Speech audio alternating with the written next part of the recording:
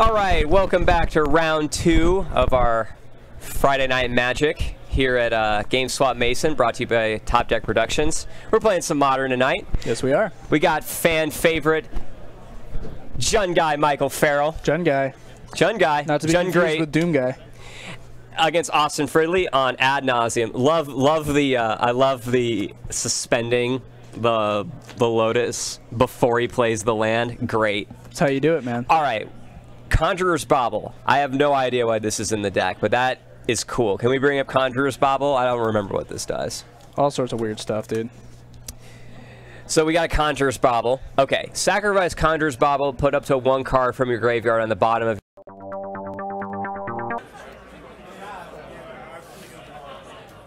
It's cool. Conjurer's Bauble is so, like, if he, like, gets a win condition out of his deck or something. That's cool.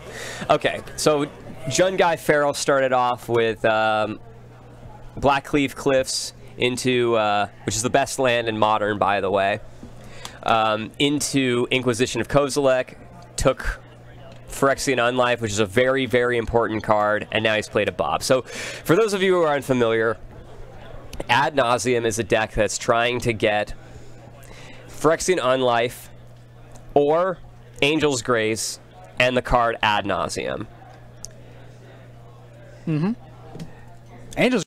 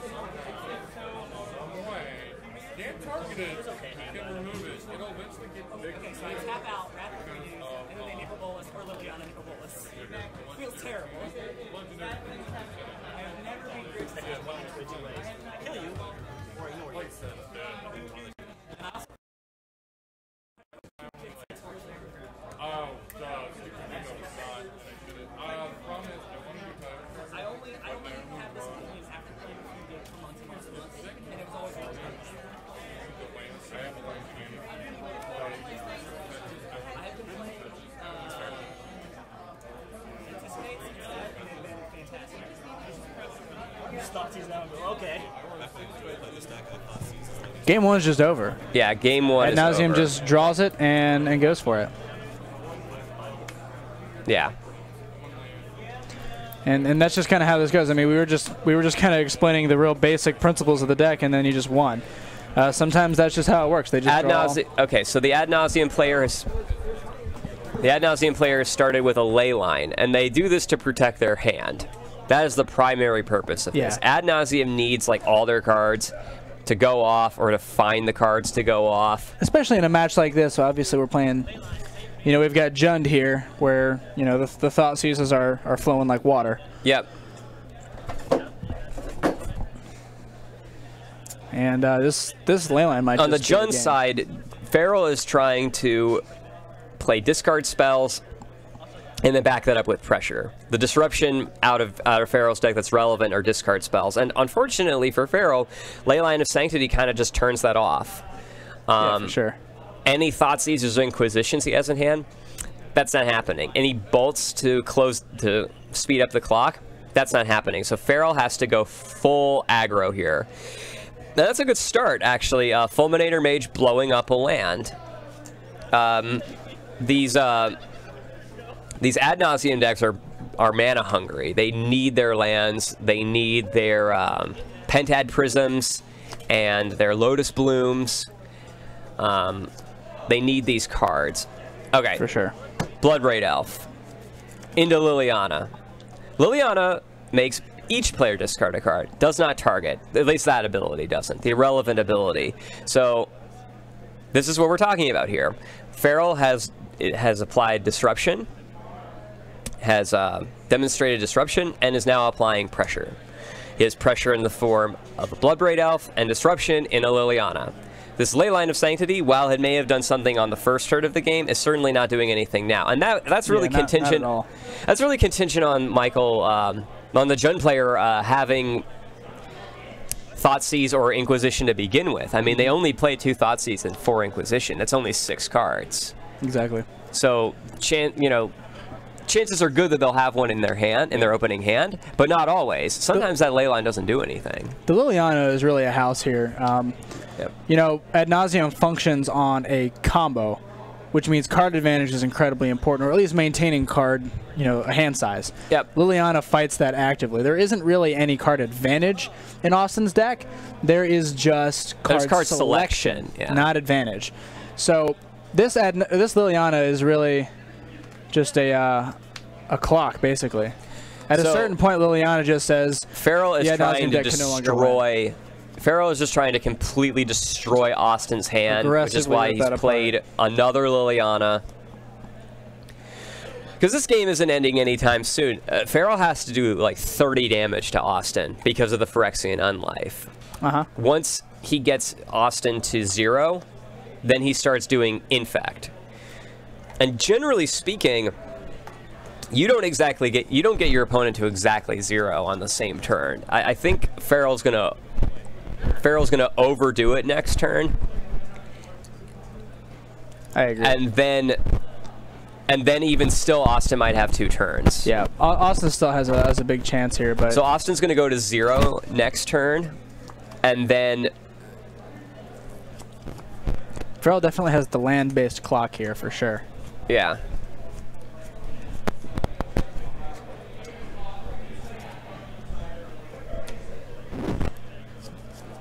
Okay, so Austin goes to -2, but that doesn't really matter because now he's going to start taking infect damage. So next turn, Farrell gets to do 9 this turn, which is 1 off, unfortunately.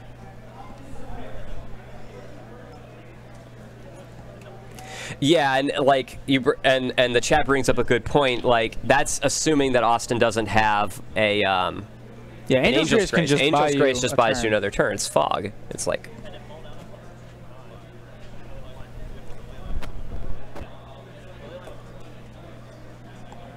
I don't think that. Oh, okay, that's interesting.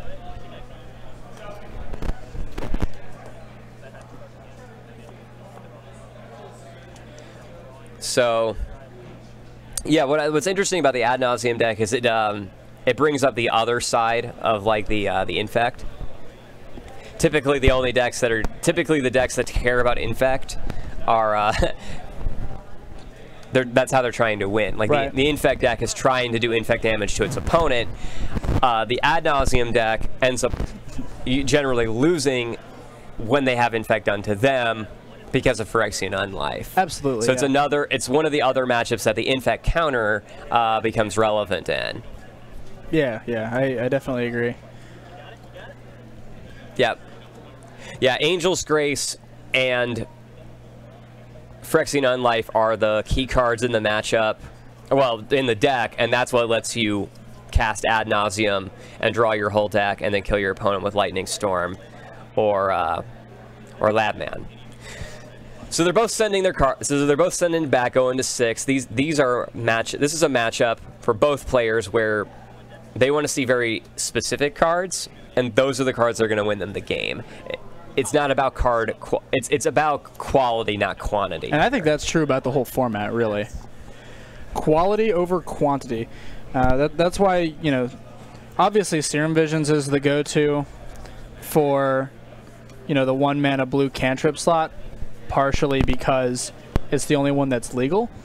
But, you know, it gives you, it replaces itself and then gives you the next 2 draws. And that's one of the more important parts about it. Yep. Yeah, if you see the cards that are relevant in the matchup, that can make up for you being down cards. And I think that's something we've really been seeing a lot in Modern, especially with decks that play like Faithless Looting and stuff, because Faithless Looting creates card disadvantage. Yeah. But it's also card selection. You're digging deeper into your deck. You're seeing the cards that actually matter, and that can really make up for it. Right now so we got a turn 1 Serum Visions from the Ad Nauseam deck. He gets to draw a card and then look at the next 2, and yeah, see what he wants to do with those. I think we're going them both on bottom.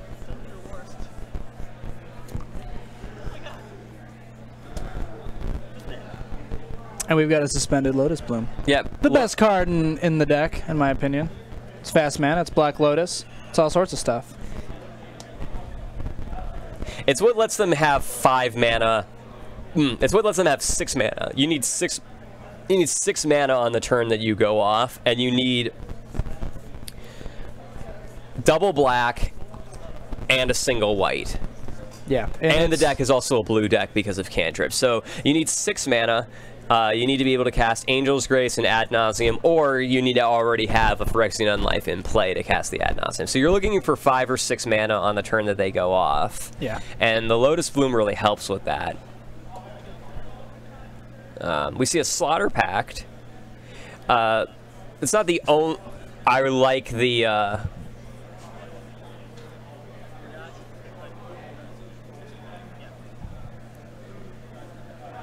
I like the double bolt at the end of Austin's turn. Farrell is just trying to close this game out as quick as he can, especially before like a Phyrexian Unlife hits the battlefield. We do see 2 Slaughter Packs. We see a Slaughter Pack and we see 2 Angel's Grace in Austin's hand. So Austin can buy a lot of time. Slaughter Pact isn't one that we see a lot anymore. It was a lot more popular when Twin was around. Can we bring up Slaughter Pact? Let's bring that up. Slaughter Pact is, I think it's secretly a really good card. I don't know how good it is in the format. I really like playing it in Commander, though. And in Legacy, it sees, you know, a little bit of play here and there. Just 0 mana. I mean, Doomblade's already a good.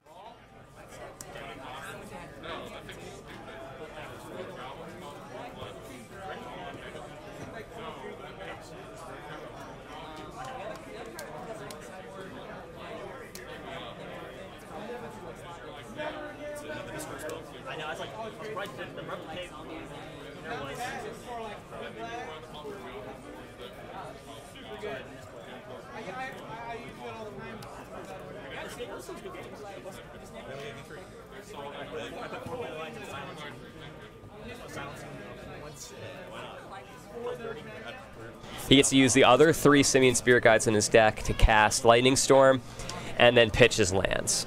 Absolutely. So Farrell wasn't able to apply enough pressure or a quick enough of a clock, and Austin saw his combo.